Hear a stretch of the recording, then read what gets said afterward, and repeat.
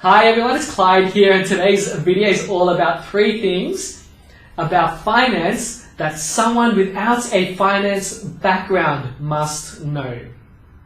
So, the first thing is spending less than what you make. Now this is quite obvious. Everyone knows that.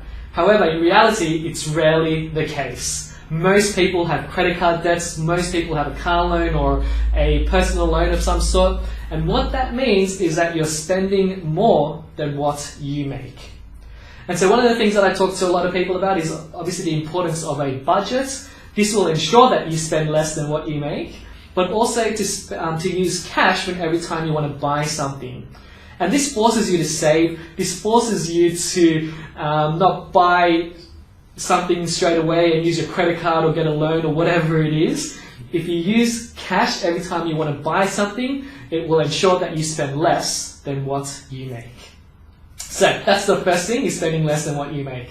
The second thing that someone needs to know about finance, if they don't have a finance background, is every dollar you spend, think about it as being an investment.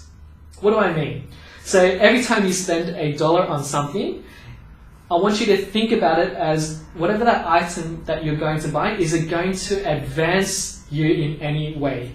And if you think about it like that, what that will help you do is to get rid of that instant gratification feeling that we all have. So if you think about it as every time you want to go out and spend money on something, is it going to advance you? And if you wanted to spend money on a holiday, as an example, fantastic. If you, it will advance you because you're going to a new place, you're learning about, if it's overseas, you're learning about a new culture. If you're going with your family or friends, you're spending quality time with them, then yes, that will actually advance you in some way. However, other things that you might spend money on, such as some consumable items, may not advance you in any way. And so it really, if you think about that concept every time you spend $1, is it going to advance me in any way? Then it really helps with that instant gratification, and you think twice about buying what it is that you want, that you were thinking about buying. So that's the second tip, or second point, is every time you spend money, think about it as being an investment. And finally, the third thing that someone without a finance background must know about finance is do what you can to expand your knowledge about finance. Do everything you can. Unfortunately, when we finish high school or when we finish TAFE or uni or whatever it is, a lot of people stop learning. And this is something that I'm really passionate about, is always learning and growing and doing what I can to continually expand my knowledge. And that's what I strongly suggest you to do, is to expand your knowledge when it comes to finance. Now, there's so many great books out there, there's so many short courses out there on cash flow and budgeting and understanding balance sheets and things like that. Like, you can learn so much by going out into the local bookstore, going online and just typing in personal finance books. Some great books that I recommend you to read is The Barefoot Investor, Think and Grow Rich,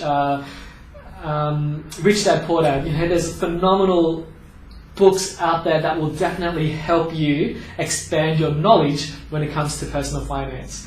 And reading, always doing what you can to expand it and never stop learning. It's something that I'm really passionate about, and I hope you have that same passion. So these are the 3 things that I highly recommend people or someone that without a finance background that they must know. Is number 1 is obviously spending less than what you make.